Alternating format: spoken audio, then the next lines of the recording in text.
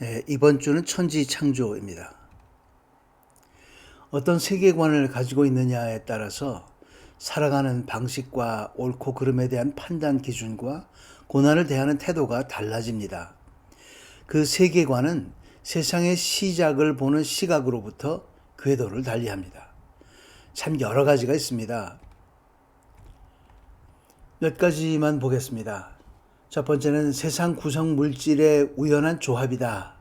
창조를 그렇게 보는 거죠. 음양 오행설 같은 것도 이 안에 들어간다고 볼 수 있습니다.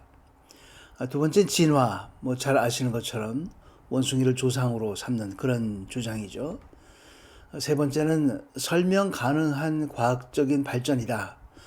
과학의 우월성을 전제로 해서 모든 걸 다 과학으로 풀어가는 그런 관입니다. 네 번째는 여러 가지 신적 존재들의 영향력에 의한 결과, 말이 좀 긴데요.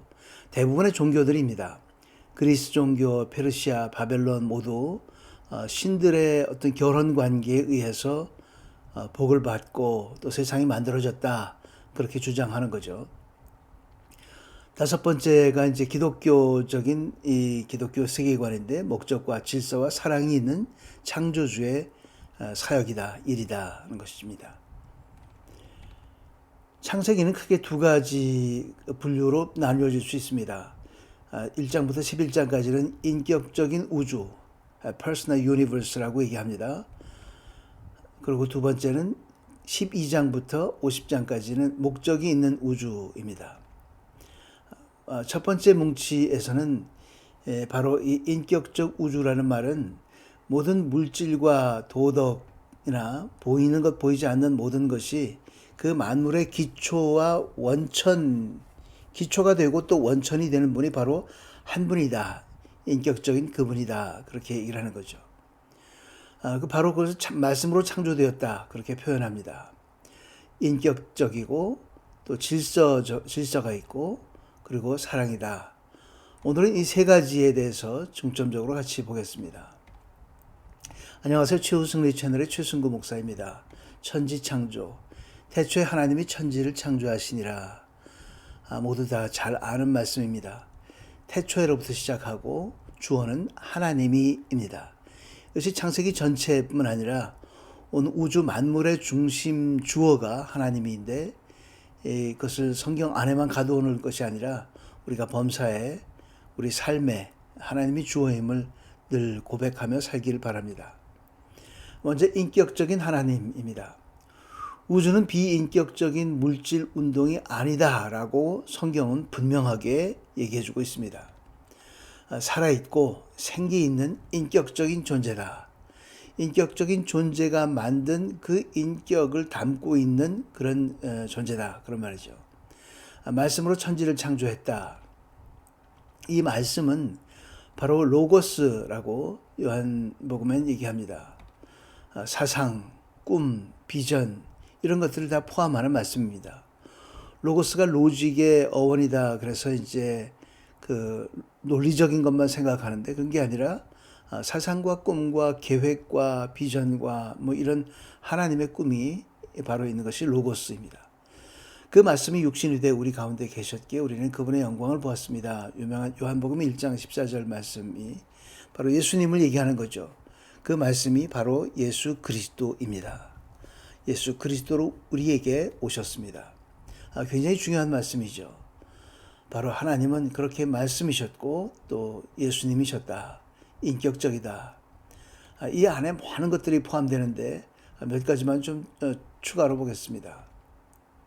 모든 것은 신중하게 설계되었습니다.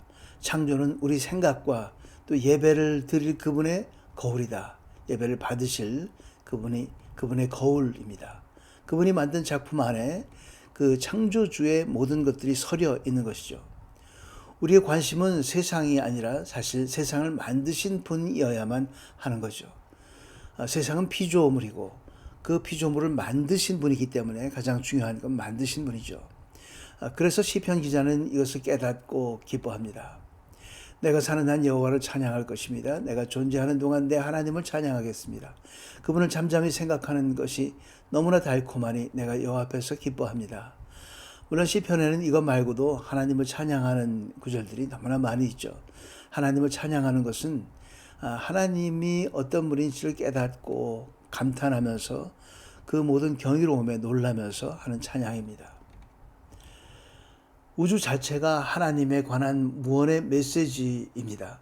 누구든지 들을 수 있다고 지적합니다. 바로 이거죠. 하늘에 하나님의 영광을 선포하고, 하나님을 알만한 것들이 사도 바울의 이야기입니다.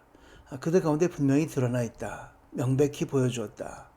하나님의 보이지 않는 것, 곧 그분의 영원하신 능력과 신성이 그 만드신 만물을 통해서 명백히 보여주었다.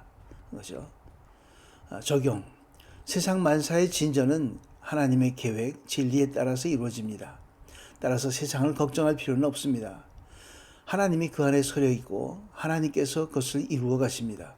그것이 꼭 물질뿐만 아니라 역사 속에서 이루어지는 모든 일들도 결국 마찬가지입니다. 두 번째 질서의 하나님입니다. 첫째 날, 둘째 날, 셋째 날 각각 하나님께서 이렇게 만드셨습니다. 그리고 넷째, 다섯째, 여섯째 날에는 이것들을 채워가셨죠.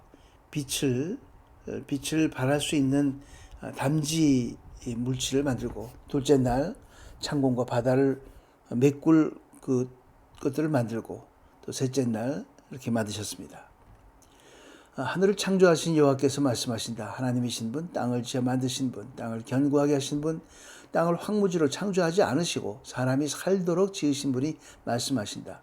나는 여호와다. 나밖에 다른 이가 없다. 이사야 45장 18절 이 말씀은 특별히 우리에게 사람이 살도록 지었다 하는 것을 보여줍니다. 하나님은 우리를 살게 하십니다. 우리를 살도록 해주십니다. 기타 질서의 내용이 있습니다. 창세기에 나온 하나님이 만드신 질서의 내용. 먼저 구별인데요. 4절에 보면 빛과 어둠을 나누사 그런 말씀이 나오죠. 땅과 바다를 나누고 낮과 밤을 나눕니다. 구별의 질서죠. 하나님께서는 구별합니다. 빛과 어둠을 구별하는 것처럼 이 구별하는 것도 질서입니다. 흐리멍텅하게 물에 물 탄 듯 술에 술 타는 것이 아니라 분명하게 구별하는 것이 질서라는 거죠. 두 번째 지배입니다. 기능적 차이이죠. 통치와 지배, 우선순위가 있습니다. 가장 크게는 인간으로 하여금 피조물을 지배하게 하셨고 또 하늘이 땅보다 높게 하셨습니다. 이런 기능적 차이를 두셨습니다. 통치와 지배, 이런 질서를 하나님께서 만드셨습니다. 다양성입니다. 모든 생물들 굉장히 다양하죠. 그 다양성 안에서 질서를 하나님께서 만드셨습니다. 일관성입니다. 다양성과 일관성이 반대되는 것이 아니라 그 모든 것들을 질서 있게 조화롭게 만드셨던 거죠. 밤낮과 계절의 이러한 시스템이 일정하게 계속적으로 오는 것도 일관성입니다. 기계적이라고 볼 수도 있지만 그 일관성을 수천 년, 수만 년 동안 이어지고 있는 것입니다. 기쁨입니다. 모든 것을 만드시고 좋았더라. 기쁨도 또한 질서의 가장 중요한 부분입니다. 하나님의 질서는 하나님이 주어이기 때문에 하나님 중심입니다. 피조세계는 안정되고 질서 있게 설계하셨기에 변덕스럽지 않습니다. 모든 면에서 선한 일을 가치 있게 여기시는 하나님의 심판은 좋았다. 하나님의 마지막 말씀은 좋았다입니다. 하나님은 저와 여러분의 모든 삶을 나중에 좋았다 하고 이야기하실 겁니다. 하나님만 바라보고 하나님만 의지하고 하나님과 동행하는 우리 모두가 되기를 간절히 바랍니다. 사랑의 하나님인데요. 창조 하이라이트는 인간 창조입니다. 하나님이 무릎 굽혀서 땅에서 흙을 취해 정성 들여 인간을 만드는 모습을 상상해 봅시다. 만일 죄지은 아담을 향한 독백이 있다면 야, 어떻게 만든 내 자식인데 하고 이야기하지 않았을까 하고 생각이 듭니다. 인간 창조는 여성 창조와 가정 창조로 완성하셨습니다. 사랑의 관계를 창조하신 거죠. 결국 창조의 중심, 질서의 중심과 목적은 사랑입니다. 하나님은 사랑이다 하고 얘기하는 이유도 거기에 있습니다. 참고 우리의 빗나간 관심은 날들의 관심이 있습니다. 빗나간 관심에 얼마나 빗나갔는지를 보고자 하는 겁니다. 먼저는 간격 이론이라는 게 있죠. 그 날들에 대한 해석들이 1절과 2절 사이에 긴 시간이 있었다. 공창이 있고 또 이런 모든 것들은 그냥 하루에 있었던 것이 아니라 긴 시간이다. 그런 간격 이론, 갭 티어리가 있습니다. 무기한 시대 이론. 자, 모든 그 날들은 비유다. 측정 안 되는 긴 시간인데 그 날들이라고 표현했을 뿐이다. 라는 거죠.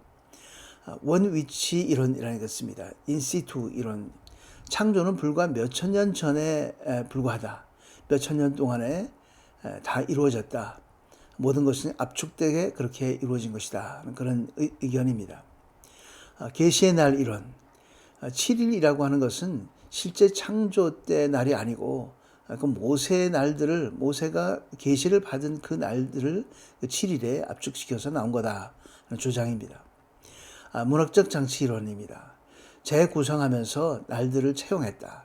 하나님께서 창조하신 모든 것들을 구성하면서 뭐 첫째 날, 둘째 날 이런 것들을 채용했다는 거죠.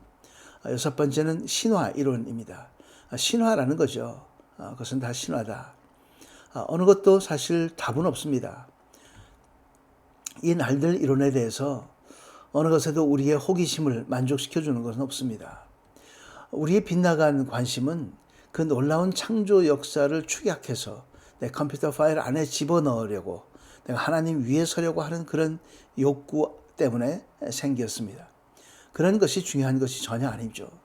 실제 우리가 할 일은 이 모든 질서를 창조하신 좋으신 그분, 지금도 살아계셔서 우리와 함께하고 계신 그분 앞에 무릎 꿇고 그분의 생각과 관점을 우리 안에 채우는 일입니다. 아주 확실한 희망이 있습니다. 믿는 자는 영생한다는 겁니다. 말씀을 믿고 예수 그리스도를 믿고 하나님을 믿고 하나님을 의지하고 하나님만 바라보는 자는 영원히 살아있게 된다는 성경의 약속입니다. 질서와 사랑의 하나님만 바라보며 살아갑시다. 그분 생명의 말씀은 오늘도 세상을 변화시킵니다. 말씀과 함께 영생하는 우리 모두가 되기를 주의 이름으로 축원합니다. 아버지 감사합니다. 무질서처럼 보이는 세상도 하나님의 큰 계획 속에서 제자리를 잡아갈 것을 믿음으로 바라보게 하여 주옵소서. 예수 그리스도의 이름으로 기도드립니다. 아멘. 끝까지 지내주셔서 감사합니다. 한 주 쉬고 또 시작하게 됐는데 창세기 1장부터 시작했습니다. 앞으로 생명의 삶에 나온 순예배 본문을 가지고 할 예정입니다. 무더운 여름에 건강 주의하시고 다음 주 시간에 뵙도록 하겠습니다. 감사합니다.